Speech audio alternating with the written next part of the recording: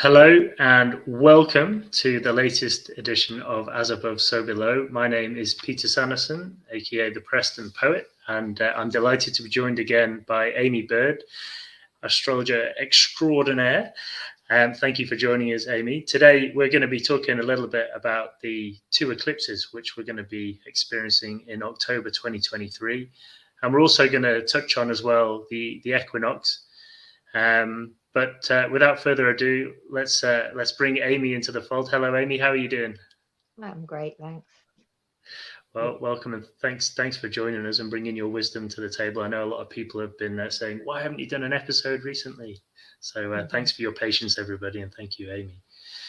So, Amy, let's go straight into it. I mean, it's the equinox that's coming first, and I know you wanted to touch on it to share with everybody about that. So, what is the most important thing for us to know as we approach that equinox on the 23rd of September at 8 a.m. UK time? Yeah. Well, basically, it's the point where there's equal parts light and dark. That's one of the big things about the equinox. I think that the symbol for it I've heard is a double spiral, which is kind of like in breath, out breath, something like that. So, but I think it's a good time to kind of just, it's harvest time, isn't it? It's harvesting, not just what we've been growing in terms of the vegetables and things like that, but also what intentions we might have set earlier in the year, what's been going on all over the year, and then just have gratitude for it, really. I think I think one of the things that could be quite helpful around this, if you want to do a ritual, is to honor, what we're grateful for. And I think gratitude is always an important thing, to remember that we are, to remember the things that we are grateful for and to not take things for granted, I suppose.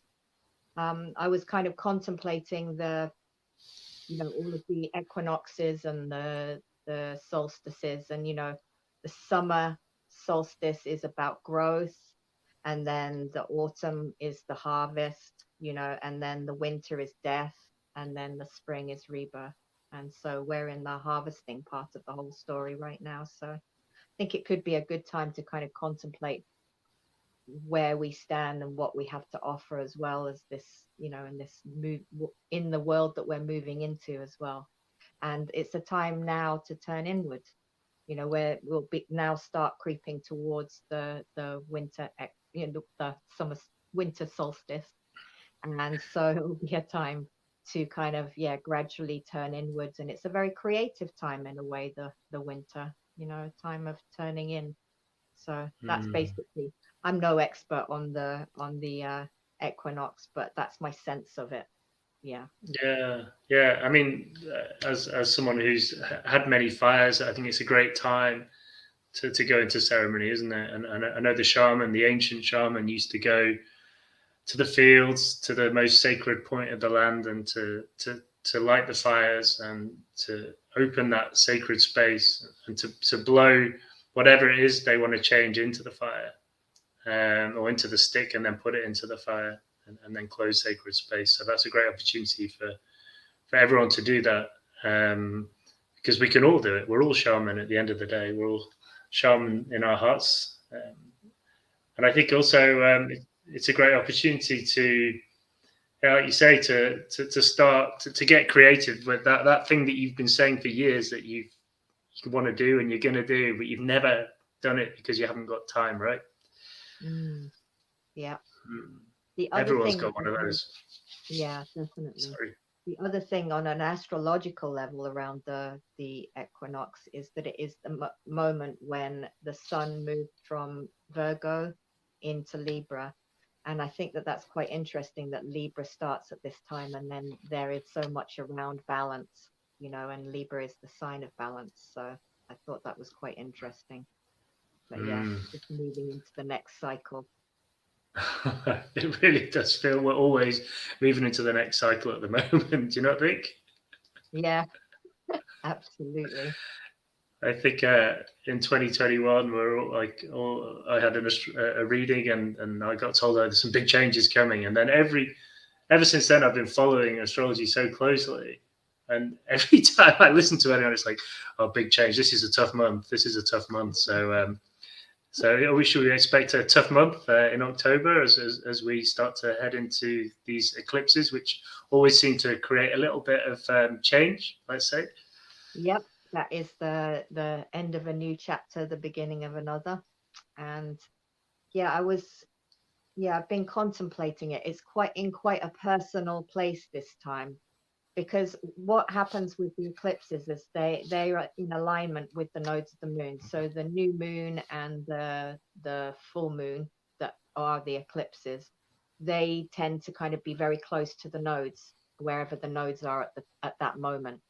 So Okay. especially on the Libra new moon on the 14th, we basically have the sun and moon um, 3 degrees away from the south node at that point. So it's very much activating the nodal axis. Does that make sense? You're like, yeah. Yeah. Yeah. So So how will that impact someone at home who maybe doesn't know so much about the nodes? yeah, yeah, absolutely. So basically at the moment we have the south node in Libra and the north node in Aries, and that Okay. started in July.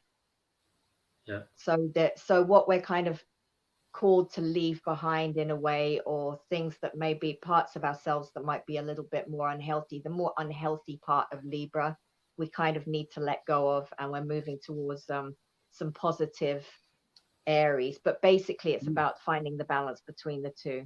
And so this is a very personal, this um Aries and Libra, because it's really about I am Aries and Mm. relationships, and you and me, Libra. Mm. So it Okay. does feel quite personal. I've been thinking about, the nodes that came before, and I'll give examples of how it all occurred, because Yeah. I wrote it all down. From November 2018 until May 2020, it was Capricorn, Cancer, South Node in Capricorn and North Node in Cancer. And Okay. Cancer is the house, is the sign of the home, the family. And Capricorn is more about, being in the outer world, achievement, ambition, and things like that.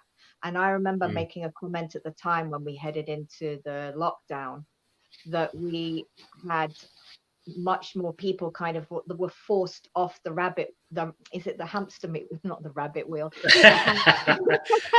off the That'd be hamster wheel. that's a Sounds slightly fun. bigger wheel than a rabbit one, I think. Leap of Yeah. faith. But yeah. No. Carry on to the hamster wheel. Yes, we've got to get off Yeah, that, right? so and we're forced to be at home more. So Yeah. that's kind of what happened towards the end of that cycle. And it made people kind of reassess their priorities. And a lot of Yeah. people made changes within their work and career after that, because it did allow a different perspective.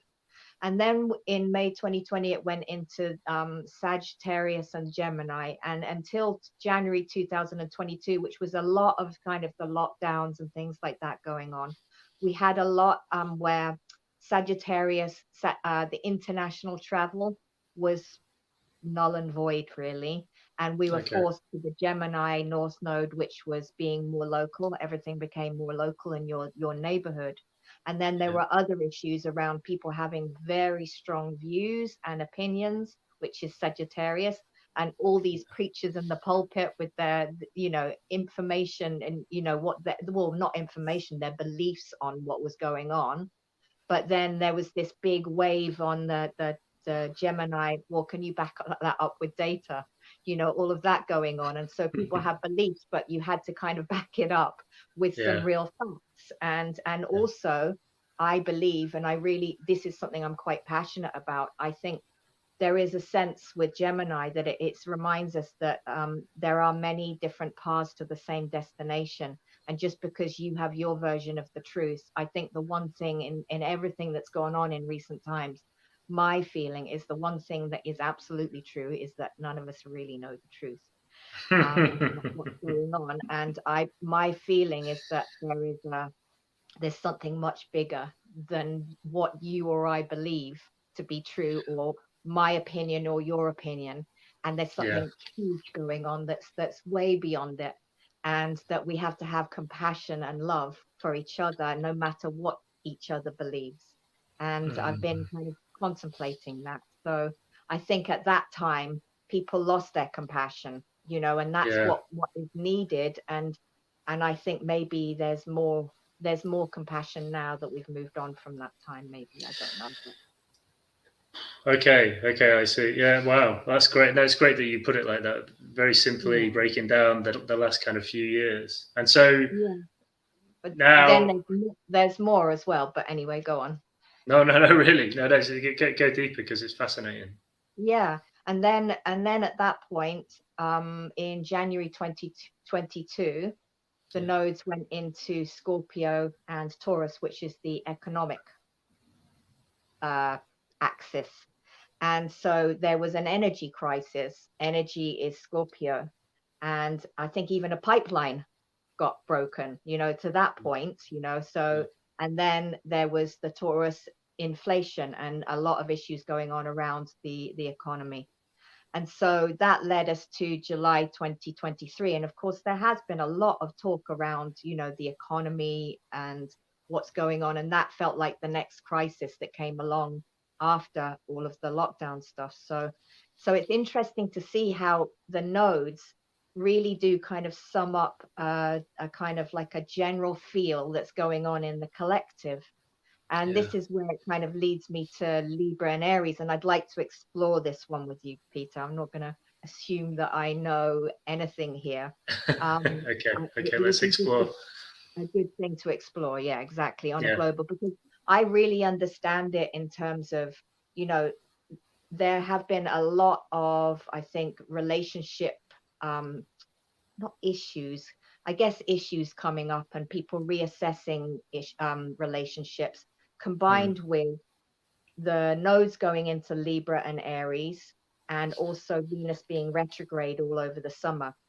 And so I think that what Aries calls for us to do is to let go of some of the Libra tendencies where it takes that it can be codependency or losing ourselves in relationship or a fear of being alone so you don't rock the boat, and kind of like turning a blind eye and for the sake of peace and not standing up for yourself, which is what Aries is. So anything that's out of balance, and of course Libra does stand for peace and love, and it wants to find balance, and it wants to have harmony. But if you have harmony at the detriment of yourself, or where it becomes kind of more about too much compromise and kind of lets go of what you both really need, then that is not healthy. And so that's where Aries comes in, and Aries says, okay, so what is it that I want, and am I able to stand up for myself and stand up for what I believe in or what I am, even if it means rocking the boat, even if it actually may mean a little bit of conflict. And one of the things that I've really, really been contemplating, from my own personal experience during this time, is that it's very important not to blame other Libra for what is going on within us, because fundamentally we are only responsible for ourselves. We can only control our responses to a situation. And to kind of put it outside on to someone else, it kind of I feel like this is a time to turn inward and to look at ourselves and do the inner work ourselves and work on ourselves. And then as you work on yourself, then it allows the dynamic to shift with the other person or whatever's going on. So, and also as Aries is that part of us that's brave enough to stand up for ourselves and to risk being alone. But it's better to be alone than be in a relationship that's hurting us or unhealthy, or the dynamics, or are out a little bit. So there's a sense of us kind of finding ourselves in a way. And then I guess the ideal is to kind of like have true listening, true mutual respect, personal growth, kind of a sense of give and take. And I kind of was contemplating, compromise. A lot of people have said to me recently, it's weird, it's come up a few times, how some people have said, actually, I don't like compromise within a relationship.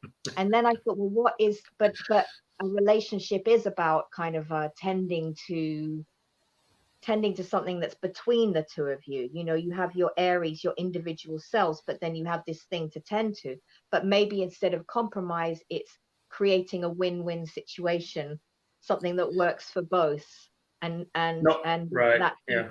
of the whole is greater than the sum of its parts, and that there's something worth more than both of you to work through and work on. I like So that. and the other thing that I've really had a sense of is that, you know, the things that we struggle with in other people is often what we struggle with within ourselves. So it comes back to, ultimately, it's about self. So that's kind of the more personal side of things. And I think that there have been some relationships that have shifted into another form. Some have broken up. It has been a time where I have heard of a lot of relationship breakups over this summer or winter, depending on where you are in the world. And but what I wanted to explore with you is what this means on a more global level, because Libra is about balance, and it's about harmony, and it's about peace, and it's about fairness, and it's about justice. And so Aries is the warrior. It is the one that will stand up, that works for itself. It's the entrepreneur. It's the self-love and being selfish, and kind of every man for themselves kind of thing. But it doesn't. I'm assuming not in a kind of positive way. It's about, you know, standing up for what you believe in, maybe standing up for what's fair and doing something about it. It's the sign of action. And I'm assuming as well that as Mars, which is the ruler of Aries, goes through the different signs over the course of the next 18 months, that we will have different phases of this Aries energy. But Aries is the sign of war, you know. Okay. And I know, I mean, yeah, so I wanted to contemplate it all with you, rather than just kind of assume that I know what's going to happen on a global level. So Yeah. Well, it's fascinating, Amy. Thank you for that. I mean, it it feels to me, when I kind of tune in to my intuition, that where we're aiming for is to find that balanced world, right? And at the moment, I mean, through all the stuff we've gone through in the last few years, we're not in a balanced world. We're in a world which is striving for balance, but it's really struggling to find it. And you know, I would also include that in a lot of individuals' lives right now. You know, as you said, many relationships have broken down. People are standing up for themselves, you know, which is good.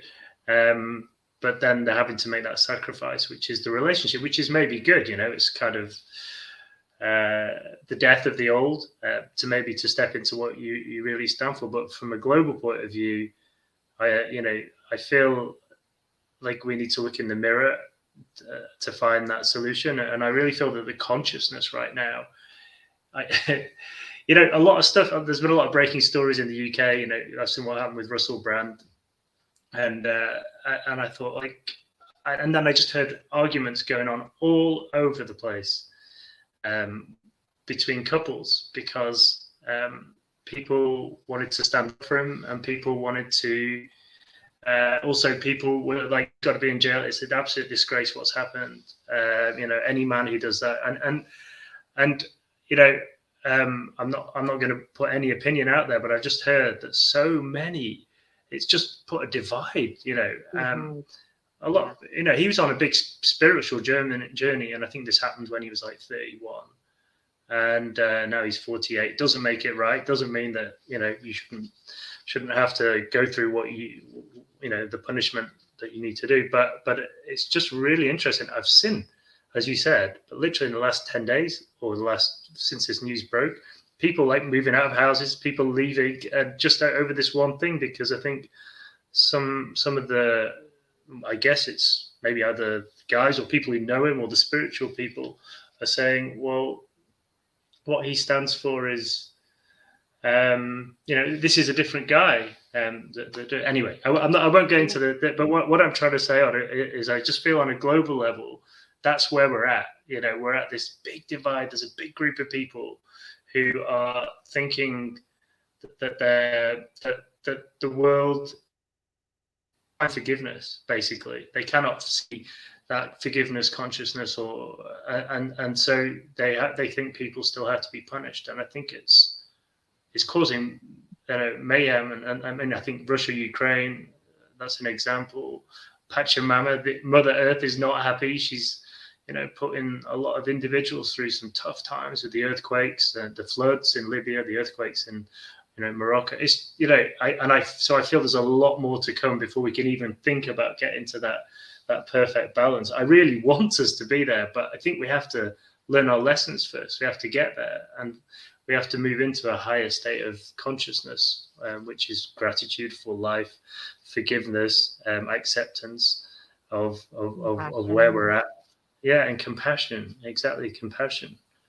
It kind of is a bit what we were talking about before, about stepping beyond who's right and wrong, and I think that there is yeah people there are some subjects, and there are a lot of subjects out there at the moment that are incredibly divisive, and they are dividing families, and as you say, dividing relationships. And it's really, really crazy that what is happening on the global level is getting so personal. And maybe that's what we're talking about with this Aries Libra business, that it's becoming deeply personal.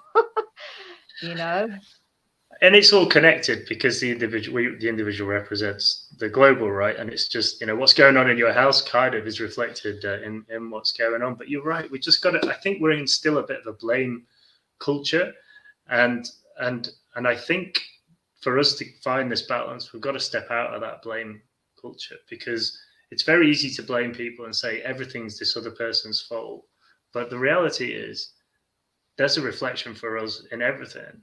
And whether it's that we have to work on our feminine energy or our masculine energy, or we have to, when I get in an argument now, I'm always working on myself. I'm going, right, okay.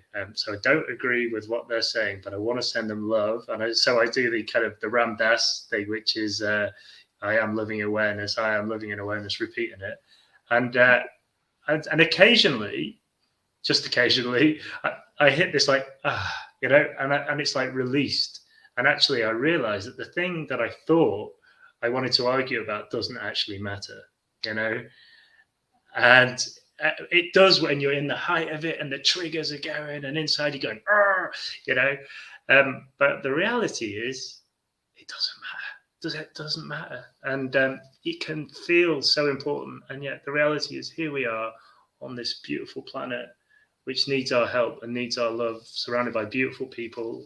Astrology is showing us the way, and I think what we're trying to be shown now is, can we find that inner peace and really look beyond the thing that we think, the emotional, and kind of step it up to a soul or a spiritual level. And if we can find that inside us, nothing can phase us. Wars will stop. Maybe Pachamama, like the earth, will be a happier bunny or hamster, and we'll all get off the wheel and find love again. And I don't know. That's what I hope so. Because Aries, essentially, yes, it's the warrior, yes, it's war, but it's also I am, right? So I am is, yeah. And I feel quite strongly that fundamentally it is about doing the work on ourselves. And if we do the work on ourselves and stay as centered as possible and keep our vibration as high as possible, then that trickles out to the people around us, and then that trickles out beyond and beyond. And that is our only responsibility, I think, really. I always think that, before the media came about, and especially social media and the internet and everything, we didn't really know too much about what was going on elsewhere. So you just focus on your own community and the people around you. And I feel that that's the work, to kind of keep our vibration as high as possible and just be good to the people around us. We Yeah. can change the Wow. world that way. I mean, honestly, if everyone could get there, that's a great start, isn't it? And Yeah.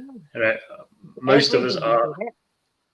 Everybody can do it. There's no doubt about that. But I think it helps if you're conscious, to be aware of this, because then you can use the astrology as the map, right? To kind of help guide you, whether it's your personal astrology or whether it's the bigger picture stuff, which the nodes are kind of showing us right now.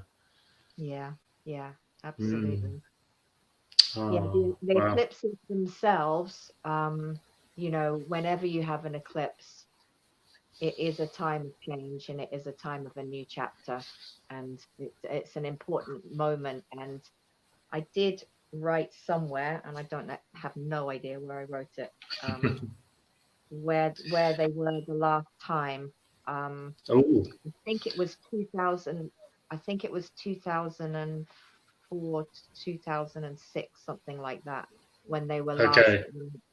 Yeah, and the last Libra new moon eclipse um, that is correlated to this one was in 14th of October 2004. So it could be useful to look back to 2004 and think what was changing, what was going on in my life at that point, or what was going on globally at that point, because it'll have Yeah. some correlation between what's going on now. But I think of them, if you were before we knew what an eclipse was, and then you look up in the sky and you see this disk of light, this raging ball of Mm. fire, then it must have felt like the gods were talking to us. So I think Yeah. that magic shouldn't be forgotten in now as Mm. well, and that we should have reverence for these eclipses, because they are a very important time when some big stuff can happen. And Libra new moon on the 14th, that is the sign of relationship, so it could be a new chapter in some way of our relationships, and a new beginning in some way. And whenever you have a new moon, there's a sense that something is passing away beforehand Yeah. in order for something else to be born. And when it's an eclipse, it's especially important. Mm. But it is also important to remember Libra is not just about relationship. Yes, it is about relationship, but it's also about balance and peace and Yeah. harmony. And so, I hope we can find the balance that we need. And it's interesting that you brought up, the Russell Brand situation and how divisive it is, because that it does feel in a way like you really touched on something in terms of what's going on the global, that makes it very personal level. Yeah, no, absolutely, absolutely. I don't want to go too deep on that because I don't want to divide this podcast. But No, definitely not. if we could step out of blame um, or victim mode, then it helps us to see a bigger picture, right? Yeah, definitely, Yeah, definitely. yeah. Is there anything else, Amy, you wanted to add? Because I know we'll try and keep it fairly short so people can take this in a Yeah. bite-sized chunk.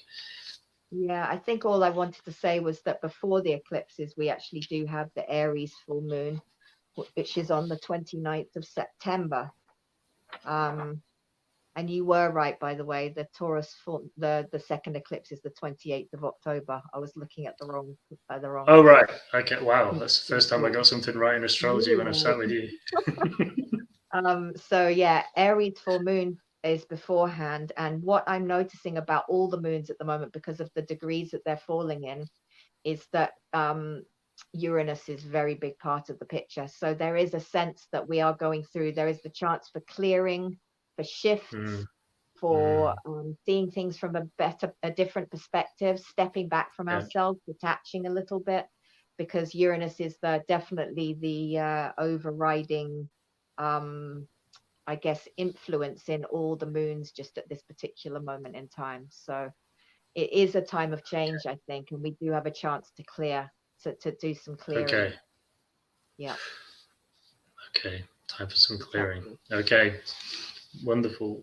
Did you want to? I've written a little poem, but if you wanted to add anything before we go into the poem to finish us off, that would be great. Ready for your poem. No, you're good. Okay. Well, thank you, Amy. Thanks for your wisdom as always. The poem's obviously connected with Father Sky, with astrology. So here we go. I don't even have a name for it. I take my place beside you at the fire of love. The ancient ones start to awaken from their timeless slumber. It is time, the wise one says, for those with hearts wide open to hear a new type of music in their souls. With a flick of her dainty wrist, she flashes her crystal wand across the universe. Angelic choirs rise from the depths of the heavenly oceans and start to sing the chorus of eternity. The planets hum to the sacred melody.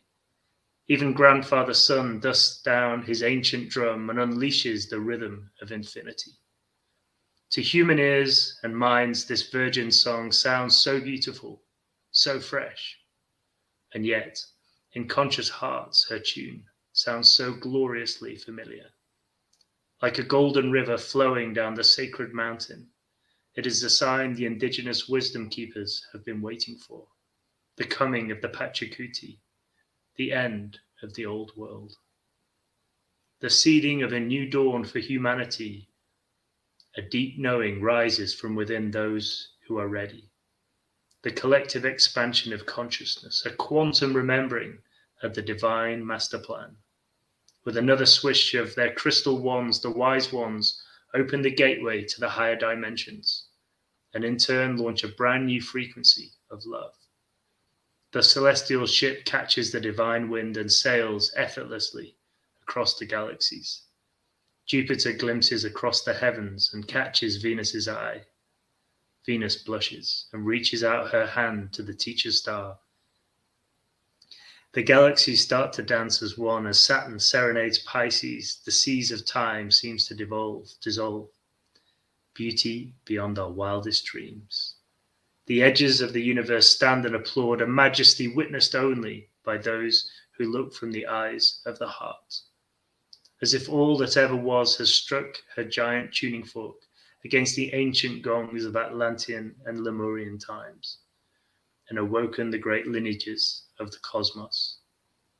The nine were right all along, and so were the Inca and the Mayans. Pachamama gasps in awe and nudges Grandmother Moon. By Jove, they did it, she says, and they waltz to the sweet harmony of the universe. The gulf of the great river of consciousness widens. Its banks burst open to allow the Jupiterians to sail beyond the thresholds of time and space. The wellspring of love and miracles fills the empty void. The mermaids leap beside the dream ark, the unicorns prance, the fairies euphoric in their flutter while the mystics dance. The pathways now betwixt the ancient ones return to the circle. They thank the stars, but know this is just the beginning. I take my place beside you at the fire of love.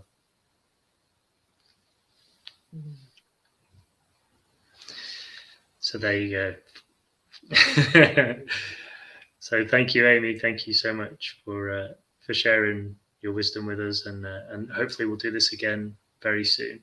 And thank you to everybody who's tuned in to watch and to listen. And wishing you all a beautiful month, a beautiful 2 eclipses. And I hope the Equinox fire goes well in your gardens. Take care, and we'll see you next time. Thank you.